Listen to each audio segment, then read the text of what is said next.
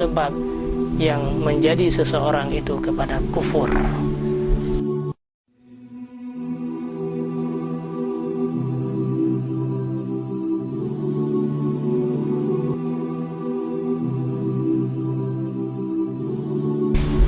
Maka sudah sangat jelas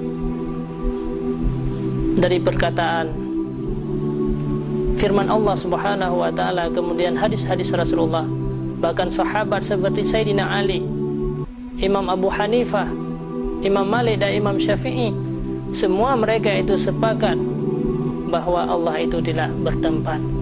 Maka perkataan siapa lagi, saudaraku sekalian, yang lebih benar daripada perkataan mereka? Sebenarnya pemahaman tentang Allah itu berada di langit, Allah itu berada pada satu tempat, ini bukanlah pemahaman daripada umat Islam, bukanlah pemahaman daripada hadis-hadis Rasulullah, akan tetapi ini merupakan i'tiqad daripada Fir'aun.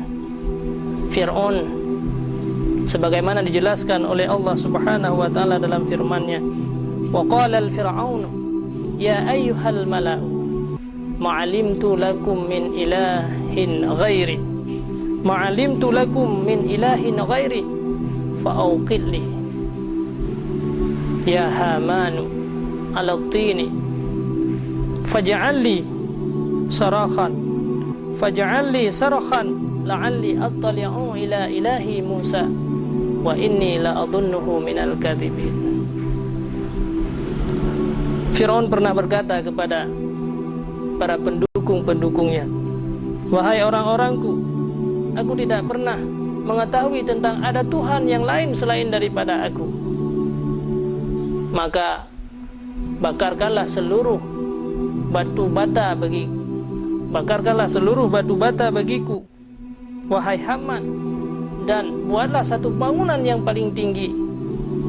Mudah-mudahan aku bisa melihat Allah mudah-mudahan aku bisa melihat kepada Tuhan Nabi Musa, dan aku menganggap bahwa aku menganggap bahwa Musa tersebut termasuk orang-orang yang berdusta. Maka inilah pemahaman tentang Allah bertempat. Maka kalau kita melihat bahwa pemahaman tentang Allah itu mempunyai tempat dan Allah itu berada di atas langit, itu adalah bukan pemahaman daripada umat Islam, akan tetapi ini adalah pemahaman daripada orang-orang kafir seperti Fir'aun.